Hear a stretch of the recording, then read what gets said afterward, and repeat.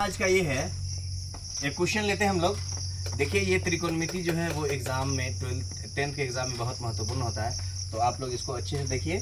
और मैं गारंटी लेता हूँ कि आप हमारे स्मार्ट स्टडी कोचिंग में आते हैं तो पास कराने की गारंटी हमारी है। 2 महीना पहले भी आइएगा, फिर मैं पास करा दूंगा। Coming to the point.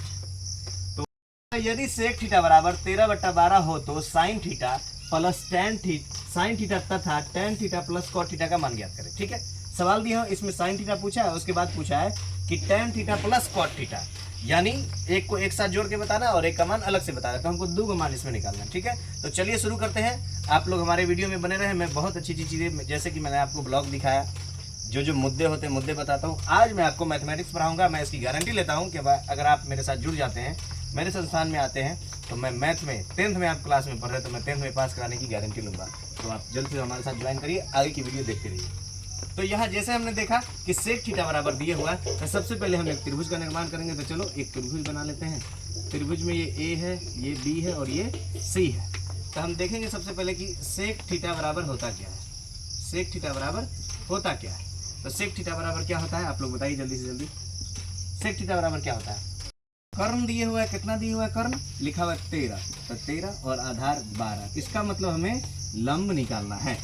तो सबसे पहले क्या करेंगे, हम लंब निकालेंगे। तो लंब का सूत्र लिखेंगे, लंब बराबर रूट अंडर कर्ण स्क्वायर, क्या लिखेंगे, रूट अंडर कर्ण स्क्वायर प्लस की माइनस आधार स्क्वायर, तो माइनस आधार स्क्वायर। चलिए ले लेते हैं सवाल।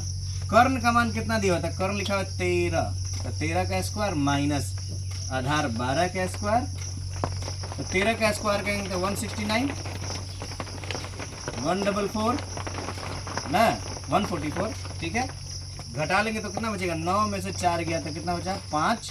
6 में से 4 गया तो 2 बचा, और 1 में से 1 कैंसिल हो गया, नहीं 25 बचा।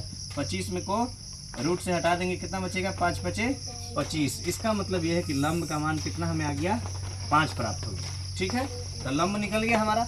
अब सवाल पूछा है कि साइन थीटा बराबर, तो लिखेंगे साइन थीटा बराबर क्या होता है? लंब बट्टा कर्ण होता है। तो लिख देंगे लंब का मान 5 और कर्ण का मान 13। और दूसरा में सवाल पूछा है कि tan theta plus cot theta बराबर व्हाट।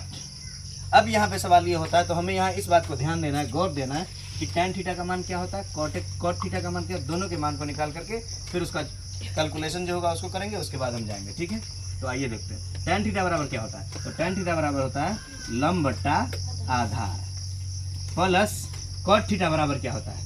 तो आधार बट्टा लंब, दोनों का अपोजिट है। ठीक है, तो अब क्या करेंगे, लंब का मान कितना है? तो 5, आधार का मान 12, यहाँ हो जाएगा 12 और यहाँ हो जाएगा 5। ठीक है, दोनों का लघुत्तम निकालेंगे तो कितना हो जाएगा? 12 पंचे कितना होगा? 12 पंचे 60, 12 पंचे 60, तो 5 5 25 प्लस 12 बार पढ़ेंगे, कई बार? 5 का 12 कितनी बार पढ़ेंगे?